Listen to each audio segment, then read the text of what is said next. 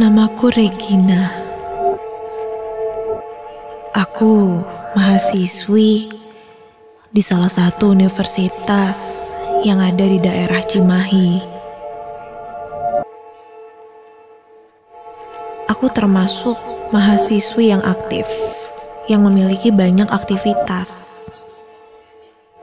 Dari mulai mengikuti himpunan mahasiswa, sampai mengikuti komunitas yang bergerak di bidang sosial dan pendidikan. Hari itu, seperti biasanya, adalah jadwal aku mengajar di komunitas yang aku tekuni itu.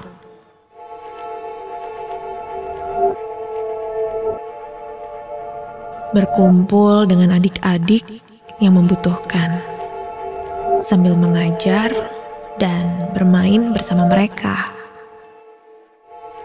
Jujur, aku sangat senang sekali bisa menjadi bagian di komunitas ini dan berbagi ilmu kepada adik-adik di sana. Sampai akhirnya tak terasa waktu pun berlalu.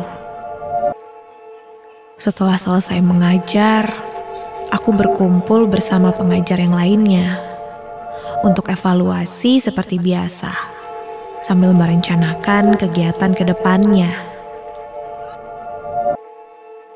Kami sepakat berkumpul di kosan temanku dulu hingga sampai selesai. Hingga satu persatu dari temanku mulai berpamitan pulang. Begitupun aku. Temanku sempat menawarkanku untuk menginap saja di kosannya. Namun, karena besok aku harus kuliah pagi, aku putuskan untuk pulang saja. Lagian malam ini, aku diantar pulang oleh temanku. Rumahku terletak di daerah Geger Kalong.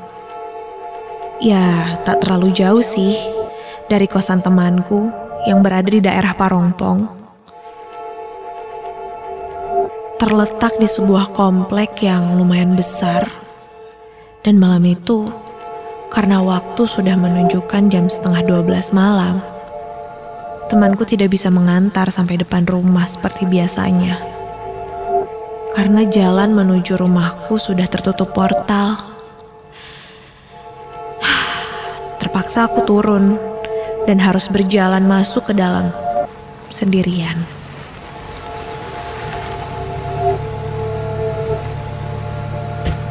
Vin, makasih ya udah nganterin. Nggak apa-apa kok, gue bisa jalan kaki. Lagian gak jauh kok dari sini. Bye. Setelah berpamitan dengan temanku, sesekali ku tengok ke arah belakang, melihat mobil temanku yang lama-kelamaan mulai tak terlihat dari gelapnya jalan malam itu.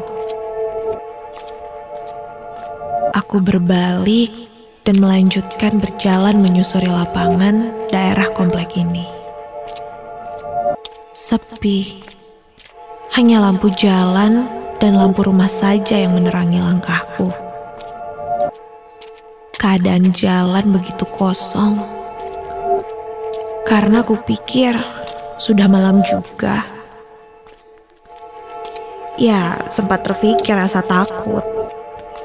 Namun aku berusaha memberanikan diri dan tidak memikirkan hal yang aneh-aneh. Sampai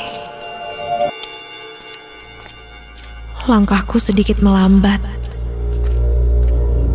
ketika dari arah berlawanan kulihat ada seorang seperti wanita. Iya, tepatnya seorang ibu-ibu berjalan dengan daster bermotif bunga. Dan ia seperti memegang kantong plastik di tangannya. Sampai akhirnya kami berjalan berhadapan. Dalam hatiku, Aku berharap ibu itu tidak menyapaku. Karena kalau boleh jujur, aku pikir wanita itu seperti orang gila yang mungkin sedang berkeliaran di komplek ini. Ketika semakin mendekat, aku berusaha tidak melihatnya. Aku tundukkan kepalaku dan kunyalakan handphone untuk menemani jalanku. Sampai ketika tepat kami berpapasan,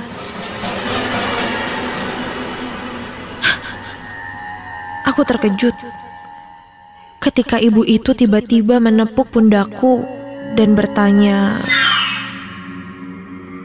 "Dek, ini jalan apa ya?" Aku menarik nafas dan sebisa mungkin tidak melihat ke arah ibu itu. Aku hanya melihat layar di handphoneku sambil mencoba menjawab pertanyaannya. Maaf bu, ibu mau kemana? Ini daerah Geger Kalong bu. Oh gitu, ya udah makasih.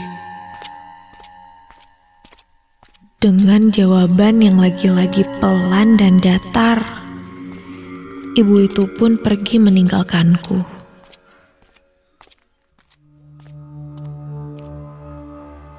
Melihat itu, refleks aku pun langsung berlari sekencang-kencangnya. Karena takut dengan gerak-gerik ibu itu yang sedikit aneh.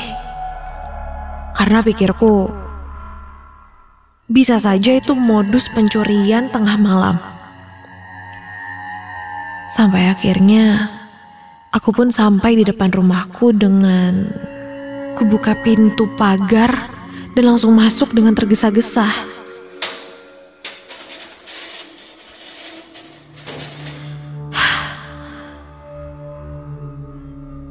Sesampainya di kamar, aku langsung merebahkan badanku dan menarik nafas. Kulihat orang tuaku sudah tidur.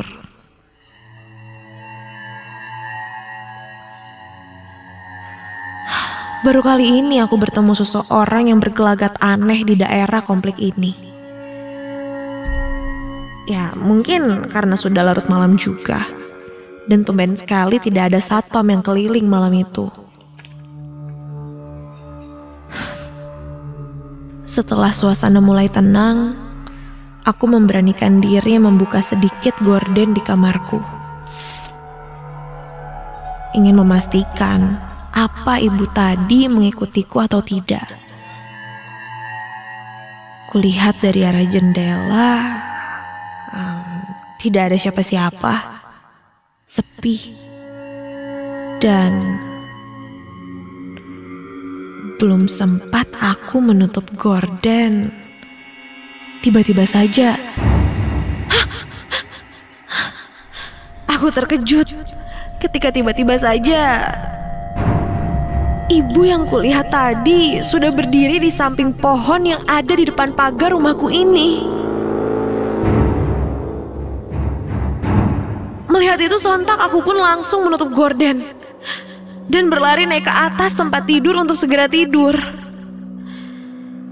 Namun, baru saja aku akan tertidur,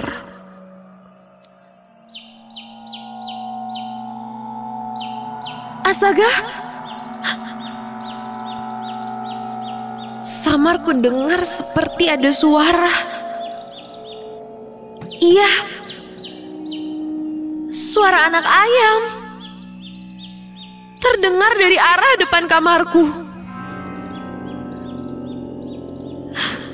Aku pun menarik selimutku dan menutup kepalaku dengan selimut. Namun,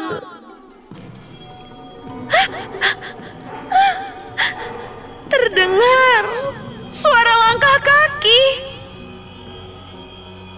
Terdengar jelas suara orang seperti sedang berjalan. Dan kudengar suara langkah itu lama-kelamaan seperti mendekat. Astaga! Siapa itu?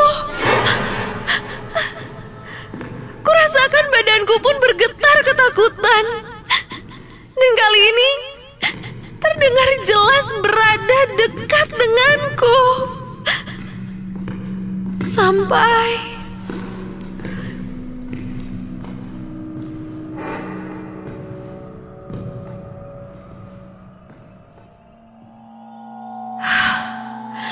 Suara langkah kaki itu pun menghilang. Sesaat tidak terdengar apa-apa. Aku pun lalu memberanikan diri untuk membuka selimutku. Dan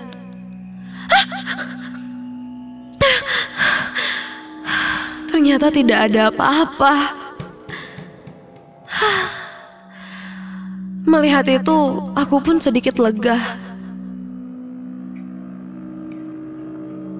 Mungkin karena perasaanku saja yang sudah tidak enak dari awal tadi. Jadi membuatku berpikiran yang aneh-aneh. Tapi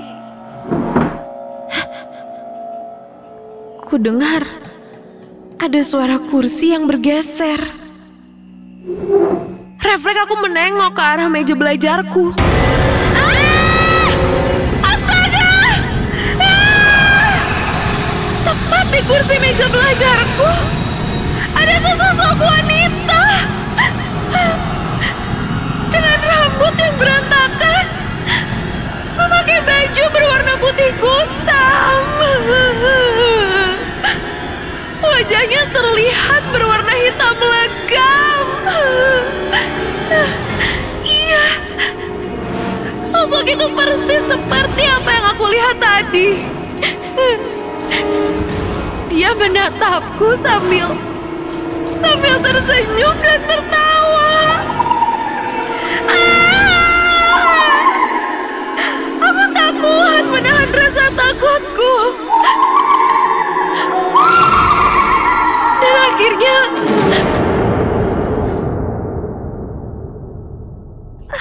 aku pun tak sadarkan diri.